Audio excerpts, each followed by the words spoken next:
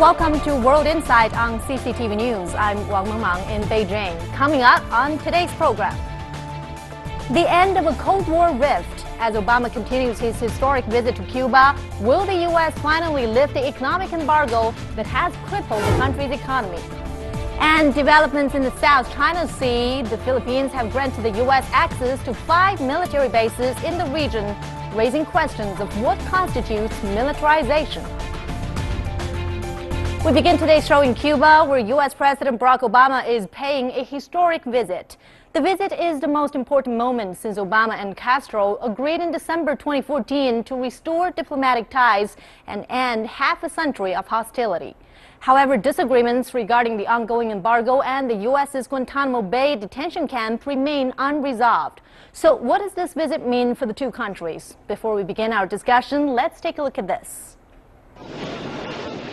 A new chapter. U.S. President Barack Obama embarked on a historic trip to Cuba on Sunday. The 3-day trip is the first by a sitting U.S. president since the 1959 revolution. In a joint conference, Obama said Cuba will soon experience real change. I think that if you meet Cubans here, and Cubans meet Americans, and they're meeting and talking and interacting and doing business together and going to school together and learning from each other, then they'll recognize people are people. And in that context, I believe that change will occur. Castro believes that lifting the embargo is the best way forward. The blockade is the most important obstacle for our economic development and the well-being of the Cuban people. That is why removing it is essential for us to normalize bilateral relations. Obama confirmed that he expects the trade embargo to be fully lifted, but could not say exactly when.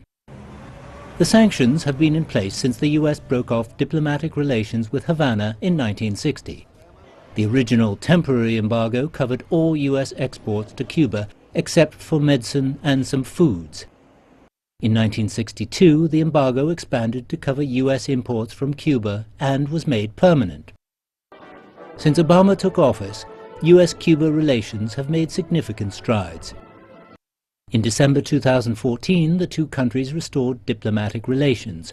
In April 2015, Obama and Castro held a regional summit in Panama as their first formal meeting. And 4 months later, the U.S. reopened its embassy in Cuba. In February this year, commercial flights between the two countries resumed. Local residents are looking forward to the changes heralded by Obama's visit. For us, it is an honor that a U.S. president had shown us, the Cuban people, so much sympathy. We are very happy for the things that appear to be coming our way, and we will have a good relationship with the U.S. Although relations between the two countries seem to be warming, some divergences still exist. A major sticking point is the U.S. Guantanamo base. The U.S. established a prison there in 2002 to house terrorism suspects after 9/11. Cuba has listed the return of Guantanamo Bay as a must in the normalization of ties, but the U.S. has so far refused to back down. The road to finding common ground faces significant difficulties, but the current efforts bode well. And now for more discussion on U.S.-Cuba ties, we're joined by Mr. Yang Zhimin in the Beijing studio. He is the professor of the Institute of Latin American Studies at the Chinese Academy of Social Sciences. Welcome. And over in Havana, we have Dr. Carlos Alzugaray Treto, an independent political analyst. And over in Washington, D.C., we have Ms. Maricruz McGowan. She's vice president of the National Economics Club. Welcome to both of you on World Insight. So let's begin with you, Mr. Yang, here in Beijing. A lot of people have been surprised by the visibility of the Cuban president during this visit of Castro. He joined the President Obama's press conference, and this is a very rare appearance. And he took questions from the journalists, sharp questions from the journalists, and a lot of analysts say that he might be a little too defensive sometimes. But however, this definitely shows his willingness to change. So how do you read into his participation in this press conference? Does that at least signal a change of attitudes towards the U.S.? I think it's very careful observation from the journalist I think during the process or the course of the normalization of the relations between Cuba and the United States, everything happened is possible. This time, when Castro attended the press conference, I think he is trying to learn the interaction with his counterparts of the United States. When he attended the conference, I think he wanted to give us some signals. For one hand, he liked to show his positive attitude or open mind to his counterparts. You know, before the normalization of bilateral ties between Cuba and the United States, I think two countries have experienced lots of rounds of the discussion. So each of them know each other's bottom line.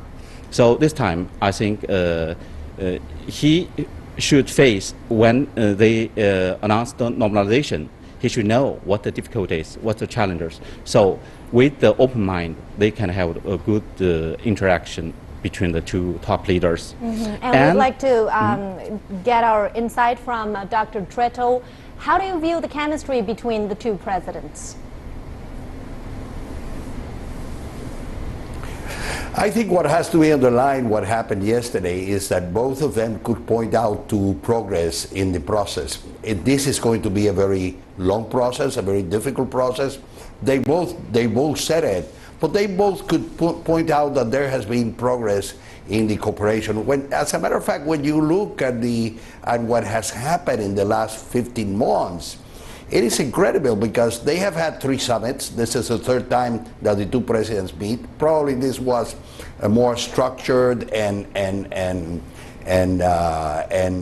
thought out exchange in which they could go for all the differences that exist and try to find ways of moving the relationship. Now, the fact that the two presidents are involved in this is also a signal to both government bureaucracies in the direction that they want to push the relationship. And it is obvious from the things that are happening surrounding the visit, not only what they said yesterday, which was positive. Let's emphasize the positive side of what they said, all the progress they have done. In the process of the visit, there has been the signature of agricultural cooperation agreement. There has been the signature of agreements for the first time to have American cruise companies come to Cuba. A couple of days previous, it was the signature of an agreement for Starwoods, a very well-known American hotel company, to manage hotels in Cuba. So I think what is important about this occasion, and by the way, also there was this meeting of business meeting yesterday at which not only President Obama but the ministers of trade and commerce of both countries participated. As the Cuban Minister of Trade said, the experts from both countries are working on the regulations. So they're trying to do as much as possible with the things that the president can do about the embargo to start the economic relationship moving between Cuba and the United States. We still have 10 months, and I think what must be emphasized about this meeting is the positive nature of their encounter and the way that they presented what they have done. Well, as you mentioned, achievements have been made on many different fronts. However, there are still major issues, important issues that's holding back the two countries from fully normalize their ties. We'd like to get your insight, Ms. McGowan. What do you see as the stumbling blocks for U.S. and Cuba to fully restore their relations? Well, good evening and thank you for inviting me. Let's face it, there is no peace without justice. And what we have seen from Cuba is just hours before our President Barack Obama arrived there, they arrested another 50+ people, Las Damas de Blanco, the ladies in white, because they were outside and they wanted some justice. I am seeing President Barack Obama going out of his way, trying to give concessions to Cuba, and I am not seeing Cuba doing the same thing. Especially, I was personally kind of hurt when President Obama arrived to Cuba and President Castro was not there to welcome him in the tarmac. He does that for high-level people, including the Pope, other presidents, but he just didn't mind going for President Barack Obama, and that was really, I think, disrespectful. What I am seeing is that President Obama wants to leave a legacy that if we connect with our former foes, then we can get and we can advance in our conversations. But I think it takes two to tango, as we say in the United States, and I am not seeing Raul Castro walking his 50% toward friendly and productive resolutions of our problems. Well, human rights is definitely one of the issues that's holding the two countries back. And of course, when President Obama talks about the imprisonment of political dissidents, President Castro also points to the Guantanamo Bay detention center. So we'd like to get your response on this, Dr. Treto. How do you think the two sides can really work out on this issue? Let me clarify first something that Mrs. Cowan said. Standard ceremonial in Cuba is for the official welcoming ceremony to be held at the Palace of the Revolution with the presence of the president. That's what happened yesterday. When Raul Castro went to Paris, France, it was the same thing. He arrived on a day previous to the day of the beginning of the official visit. He was met at the airport by health authorities, and the next day it was that he was met by President Francois Hollande. In Cuba, that's the habit. The normal way that heads of states are received is by high official in the airport, and then the next day happens the official welcoming ceremony with bands, honor guard, hymns, etc. That's exactly how President Obama was treated. It was not a discourtesy of President Raul Castro. When President Maduro of Venezuela was here last week, he was met by some other high official in the airport and then received officially at the Palace of the Revolution. And you cannot think about a country with better relation with Cuba than Venezuela. Now, well, on Dr. the issue Treto of human and rights, Ms. McGowan are still disagreeing each other in terms of diplomatic protocol. Let's also talk about the trade embargo. Really, President Obama would like to lift this trade embargo on Cuba, but this is out of his hands because it's up to the Republican-controlled Congress to approve, to lift this embargo. So what do you think is the prospect of this, Mr. Yang here in Beijing? I think the fully lifted embargo on Cuba can't be finished in his term, the President Obama's term, because this is last year of his second term. So I think there is no time frame now, even though there is no enough time for him to do this. Even if he like to finish this very harsh task, I think this time he want to give some support for his own party, the Democratic Party, the candidate, maybe the Hillary Clinton, if she can be the president in the next year. I think she will follow Obama's roadmap.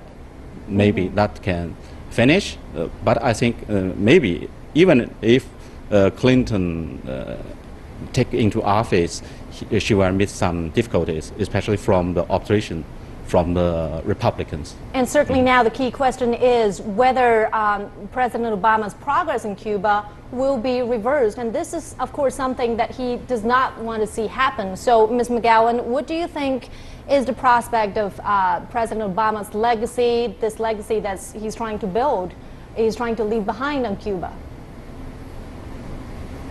Well, I don't think it's going to be easy to lift the embargo this year. I agree with that. Not only because there is a more majority of Republicans, Republicans don't have the supermajority, but many Democrats, including the Cuban American, the highest Cuban Hispanic Democrat ranking, Bob Menendez in the Senate, doesn't agree with that either. So we have Republicans and Democrats, many of them not agreeing with lifting the embargo, and a majority of them, again, Democrats and Republicans, agreeing in not closing Guantanamo Bay, much less returning Guantanamo Bay to the Cuban government. So that's one thing. I don't think what President Obama did, opening the relationships, is going to take back. It may be, nobody knows if a Republican president is elected. I don't think so, but I think a Republican government will ask for more actions toward improving human rights from President Castro in order to advance the conversations. That's how I see it. Well, this trade embargo on Cuba has been in place for 54 years, and of course it's not easy to lift it all of a sudden. So we'd like to get your insight on this, Dr. Treto. How realistic do you think this goal of lifting this embargo on Cuba will be, and what are the key stumbling blocks? Well, in reality, with President Obama in Cuba came a number of Republican and Democratic senators and congressmen. So the issue is divided.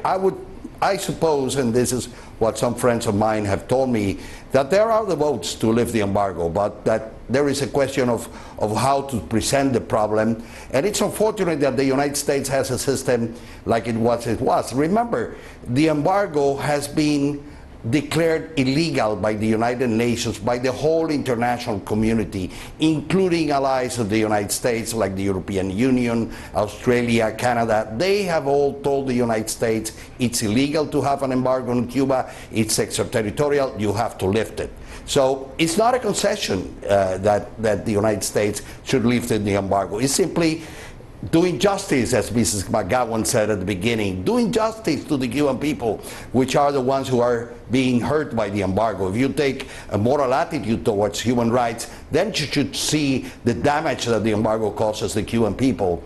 And so, but I think that inevitably the embargo would have to be lifted. I believe very much in the goodwill of the American people. Most of the American people now think that the embargo has to be lifted. I read a poll today that about 60% of the American people believe that the embargo should be lifted. So why doesn't Congress act on that? It's petty political maneuvering, which is it's really bad when you look at it from the outside to see such a great country as the United States, where there is this petty politicalness about something that is so obvious. Trade embargo and human rights issues are at the top of the concern list for both countries. And now we'd also like to get your insight on this.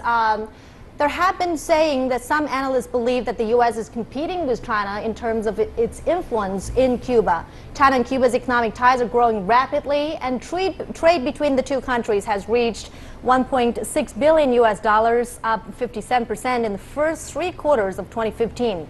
A flight from Beijing to Havana was opened at the end of 2015, and China is also investing on infrastructure in Cuba.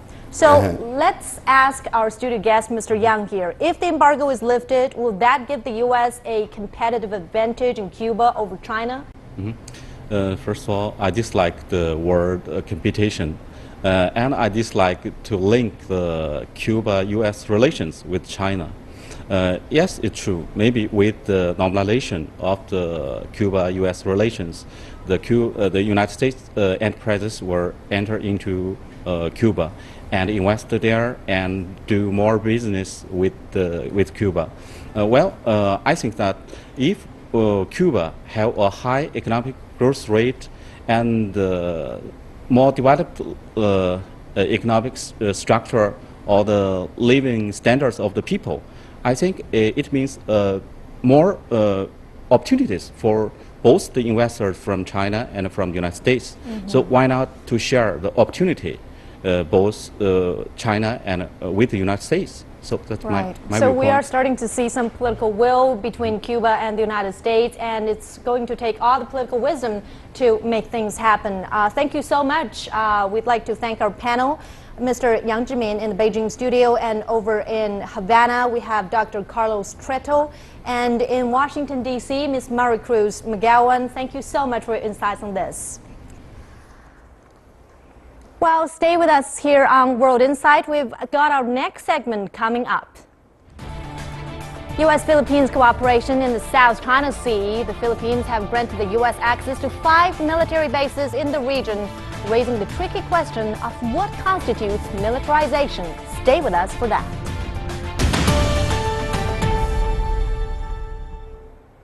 Welcome back to World Insight. The Philippines and the United States have announced a new defense pact that will give American military forces access to 5 military bases. One of them is facing the South China Sea, where competing territorial claims have created tensions. The deal had been held up for 18 months by legal challenges, but in January, the Philippine Supreme Court ruled that the pact could move forward. China has expressed concerns about the possibility of future U.S. military deployment in the South China Sea. And before our discussion, let's learn more about this pact. After 2 days of high-level talks in Washington, an announcement came last Friday that 4 Philippine air bases and 1 army camp will be opened up to the U.S. under the terms of a 10-year defense pact signed in 2014. U.S. Secretary of Defense Ash Carter will visit Manila in April to finalize details of the deployments. Among the 4 air bases being made available, Antonio Bautista Air Base on the western island of Palawan is strategically located by the South China Sea. The Philippines used to be a U.S. colony with some of the largest American bases in the world. Under a wave of nationalism coinciding with the end of the Cold War, the U.S. Army withdrew from the Philippines in 1992. This agreement is part of the Obama administration's Pivot to Asia strategy of rebalancing its focus and resources to the Asia-Pacific region. Congress will determine whether U.S. $50 million will be granted to boost maritime security of Southeast Asian nations, with most of that money allotted to the Philippines. Washington has previously accused China of militarizing the South China Sea. Now, China is noting that the U.S.'s actions seem to fit the same definition. The U.S.-Philippines cooperation should not target third parties, harm the sovereignty or security interests of other states, or hamper regional peace and stability. The U.S. has talked about militarization in the South China Sea. But can it explain whether its own increased military deployment in the region is equivalent to militarization?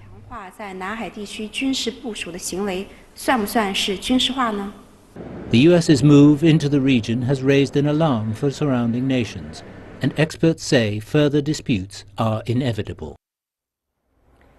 And to discuss more about this, we're joined in the Beijing studio by Mr. Teng Jianqun. He's director for the Center of Arms Control at the China Institute of International Studies. Welcome, Mr. Teng. And in Washington, D.C., we have Mr. Kurt Volker, former U.S. ambassador to NATO and CEO of the McCain Foundation.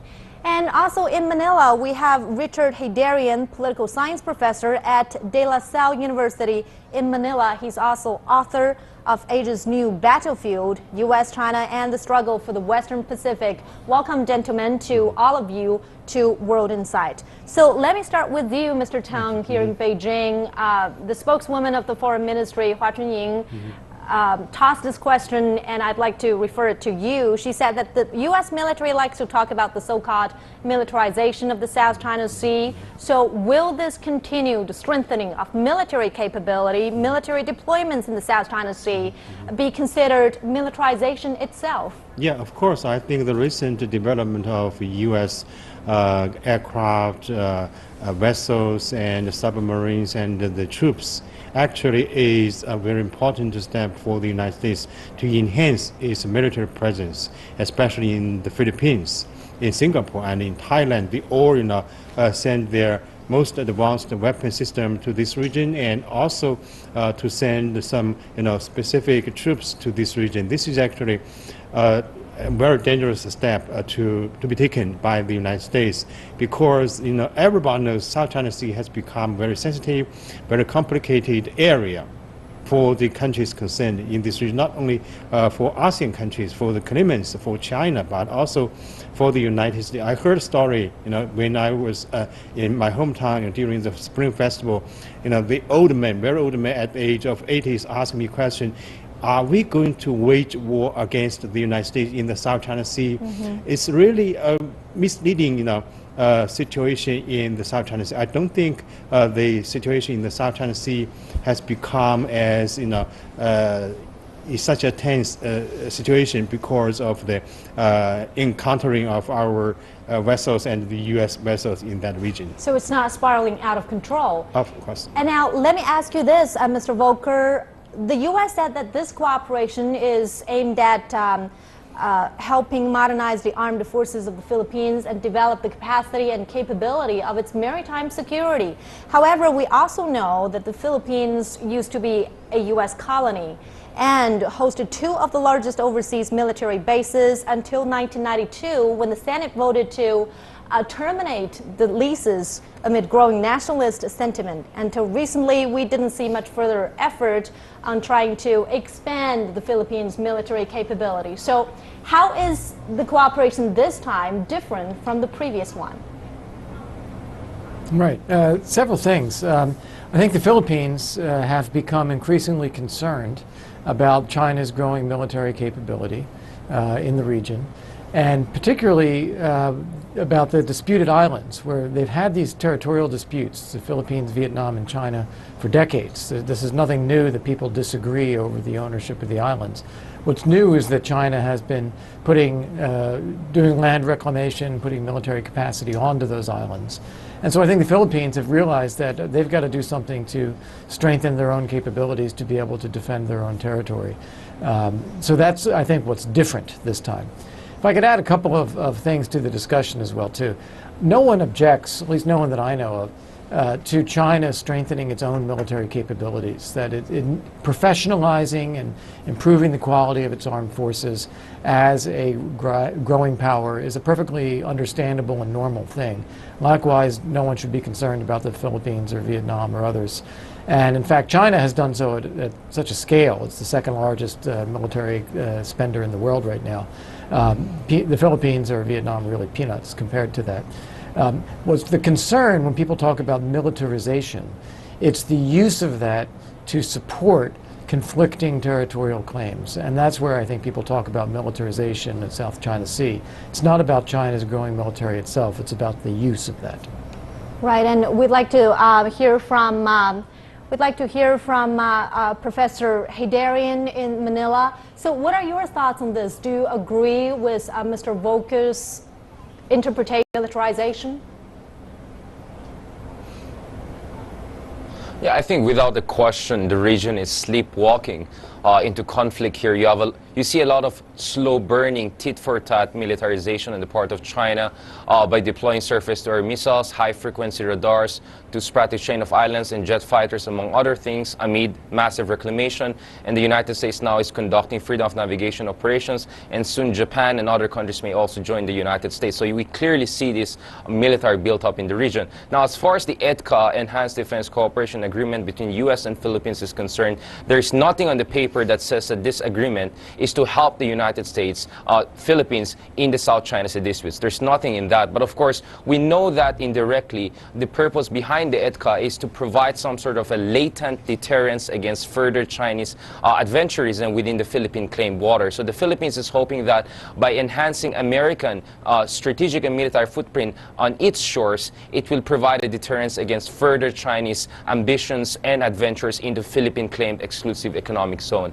And of course, one of those bases that under the agreement has been provided to the United States, the Antonio Bautista base, is in Palawan, is very close to the contested features, both in the Spratlys and also close to the Mischief Reef, which the Philippines supposedly lost from China in 1994. So you see clearly that dynamic there. And of course, for the Philippines, they feel there's tremendous amount of asymmetry in power between them and China. So they feel that to ask help from powerful allies like the United States, which already has a mutual defense treaty from with the Philippines, is a natural way forward in order to tip the scale and make sure that they have a much more balanced relationship with China and they can defend their own interests in the area. Well, both Mr. Volker and Professor Haydarian talked about China's involvement in the South China Sea. We'd like to get your response on this, Mr. Tong.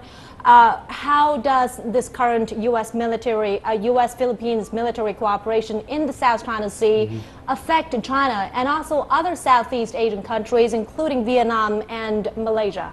So the question is, why only the Philippines at this moment gave such a response to the rebalancing strategy of the United States and invited so many troops, so many weapon systems to be deployed in the Philippines? This is a big question mark we should ask.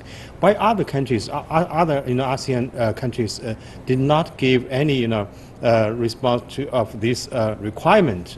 I think first we should show a respect to the history. All the territory, water or island reefs should belong to China. This is actually a historic arrangement, especially after World War II.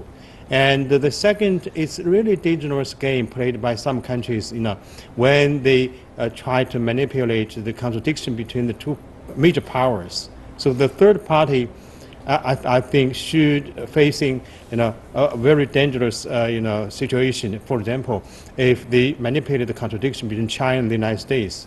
At this moment, actually, the standoff has already become the dispute between the two major powers. Mm-hmm. If the Philippines prefers to stand on one side, I think it's really dangerous to play such a game. When the two major powers finally become a partner in this region, how about the Philippines gives its own response to such a cooperation? So I think this is really a tricky question to say the militarization of the Chinese government in the South China Sea. Actually, according to our statistics, I think the observation station in Nansha Islands actually gave 5 million pieces of information to WMO. Right. This is actually a contribution to the world, and our facilities also were used for the protection of the fishing activities, not only for the Chinese fishermen, but also for some other countries' fishermen, and also give support to the commercial ships in this region. So this is actually a stabilizer for the situation in the South China Sea. So we should give a comprehensive understanding of the situation there. Mm-hmm. And there have also been reports that the U.S. administration has notified Congress that it intends to spend $50 million on boosting maritime security in Southeast Asian nations, and most would go to the Philippines. Mr. Volker, I'd like to ask you this. Why the Philippines instead of other countries in the region? Let me start with one thing, and I'll answer your question too. It's very important for Chinese public viewers on this program, China, to understand that while it has a view of territorial ownership of the South China Sea, none of China's neighbors agree with that. Not Vietnam, not the Philippines, not Brunei, not Malaysia, not Japan. No one agrees with that. So China's actions to strengthen its military presence, do land reclamation, strengthen patrols, put in place military facilities, these are very aggressive and provocative actions as seen by China's neighbors. So that's what all this is about. That's why the Philippines is reacting, that's why others are reacting. When you come to the next question that you asked, why the Philippines as opposed to others, is a little bit of a misleading question. Yes, we are increasing our support for modernizing Philippines military. We've had a long-standing presence and relationship with Japan and a U.S. presence on Okinawa. That remains the case. In Vietnam, of course, we were at war in Vietnam in the 60s and 70s. It's been a very long road to reestablishing relations with Vietnam and building closer ties. But in fact, we've had military exercises together with Vietnam in the past few years for the first time. It's really quite remarkable. And then we do have in Southeast Asia annual schedule of military exercises that go on with other countries. Again, these are just aimed at promoting interoperability, having the militaries know each other, have the ability to respond to contingencies. They're not threatening any type of attack of anyone. But it is a reflection that it's not only the Philippines, but all of the neighbors of China are actually concerned about China's growing military activities in the South China Sea. Mm-hmm. And now let's get China out of the picture and talk about U.S.-Philippine military cooperation. On May 9th, Philippines will have its presidential election, and President Aquino will be leaving office in June, by the end of June. Now, it was only 100 days to go. Why do you think he was so eager to build the legacy of this pact? Professor Hidarian? Well, I think that... Sorry, I would like to ask... Question to me? Yes. Yes. May I answer? Yes. Well, of course, over the last 10 years, decade, we had a tremendous shift in terms of Philippine-China relations. I mean, 10 years ago, Philippine-China relations was very stable. There was a short-lived golden age of relationship. And of course, now you could say that Philippine-China relations is the most toxic relationship in Asia, and much of that has to do with the developments in the South China Sea and how the Philippines has tried to respond to what it sees as China's adventurism in its waters.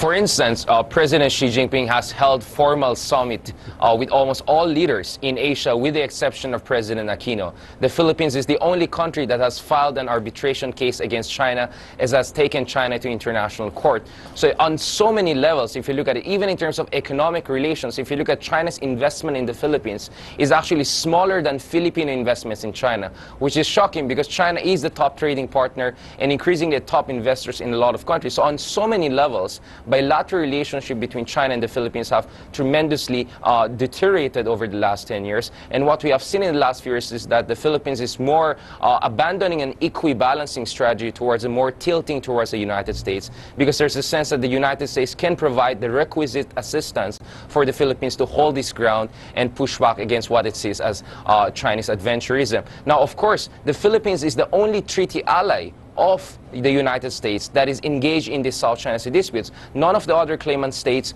are a treaty ally of the United States. So naturally for the Philippines, they're using that treaty alliance as a way to further enhance their security relationship with the United States. And yes, the United States will be giving more assistance to the Philippines in terms of foreign military financing. But if you compare the kind of assistance that the U.S. gives to countries like Israel, $3 billion per year, or to Egypt, $1.3 billion per year in terms of annual military aid, what it gives to the Philippines is very minimal. So there's a hope in the Philippines that under the EDCA agreement, the United States will increase its foreign military finances and provide more sophisticated military hardware so that the Philippines can finally develop what it calls a minimum deterrence capability, which it still has not developed. So this is the important element under the Enhanced Defense Cooperation Agreement that the Philippines is looking at. Now, elections is coming soon, and there's a speculation that depending on who becomes the next candidate, there could be a recalibration in the Philippines policy towards China. Most likely the outcome of the arbitration case in the Permanent Court of Arbitration will come out shortly before the next Filipino president comes in. So it's up to the next Filipino president to decide first how it deals with the Enhanced Defense Cooperation Agreement, because it's an executive agreement. So the next Filipino president can renegotiate that agreement, if not totally scrap it. One candidate, Grace Poe, who's now leading the survey, has openly opposed the EDCA, Enhanced Defense Cooperation Agreement, but I don't think that she'll totally scrap it. But I do foresee that there could be a possibility of some renegotiation of the EDCA, and perhaps America will be even given access to more important bases like Subic and Clark under the next Filipino administration. The next question is also, what will the next president do with the arbitration case in the Permanent Court of Arbitration? Obviously, Professor Hidarian described the relationship between China and the Philippines as toxic. So how would you like to respond to that?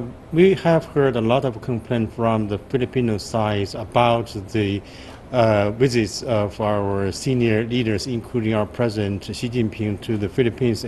Yeah, I think our top leaders, our President, our Premier, paid a visit to almost all the ASEAN countries, only the Philippines. Why? I think this is actually a simple question to answer. I think for the Philippines, actually, in recent at least 4 years, especially after the standoff of Huangyan Island in 2012, Aquino, the president of the Philippines, actually, he has adopted a very hostile attitude toward China. He tried to manipulate the contradiction between China and the United States, and for the sake of his own popularity at home, and also for the economic assistance. Actually, this is a very dangerous game, as we discussed just now. If the Philippines, return to the old track, to the stable track as the professor described, before 2012, I'm sure the Chinese government will give a very positive response to all the measures taken by the Philippines and will continue the momentum to cooperate in economy, in politics, and even in finding peaceful solutions of the dispute in the South China Sea. So is territorial disputes in the South China Sea the only factor that's hampering the relationship between China and the Philippines? This is one important reason, that why Aquino III, has taken such a hostile attitude toward China, including the arbitration, about the dispute. Mm-hmm. And this time, actually, China and the Philippines actually have some, legal arrangement in this area in finding solutions of the dispute. But I think the Philippine side just violated this commitment and, for example, go to the arbitration and some other hostile attitude toward Chinese presence in the South China Sea. Mm-hmm. And they just try to manipulate the rebalanced strategy of the United States for the Filipinos' sake. And one last question to Mr. Volker. How soon do you think the United States will be deploying troops in the Philippines? I mean, the supplies and personnel will be arriving pretty soon, but what about the deployment of forces? Well, I don't think you're going to see a large increase in the number of U.S. forces. I think you're going to see more in forms of small numbers of trainers, advisors, people helping integrate equipment, improve the modernization and quality of the armed forces, but not a large U.S. military presence in the Philippines, at least not at this point. The budget is not there for that in the U.S. We're cutting our defense budget. We're shrinking the size of some of the armed forces, particularly the Army. So I don't see large numbers increasing there. Rather, it's going to be looking to empower regional partners. And Mr. Tung, we'd like to end with your insights very briefly. Mm-hmm. How do you think that this military pact between the U.S. and the Philippines will affect China-Philippines or China-U.S. relations in the long run? I think since the South China Sea has already become a very sensitive area, every each side should be very careful, for taking any actions, including the military presence in this region, because the only solution for the dispute in the South China Sea is negotiation dialogue. Well, thank you. I'd like to thank our panel for a very engaging discussion. Mr. Tung Jianchun in Beijing studio and Mr. Kurt Volker in Washington, D.C. and Professor Richard Hidarian in Manila. Appreciate it. And with that, we come to the end of today's show. If you'd like to see more, you can visit our website. Just type World Insight CCTV News into your search engine or check out our YouTube channel. From me, Wang Mengmang, and everyone at the World Insight team, thanks for watching and tune in again next time for more insights from across China and around the world.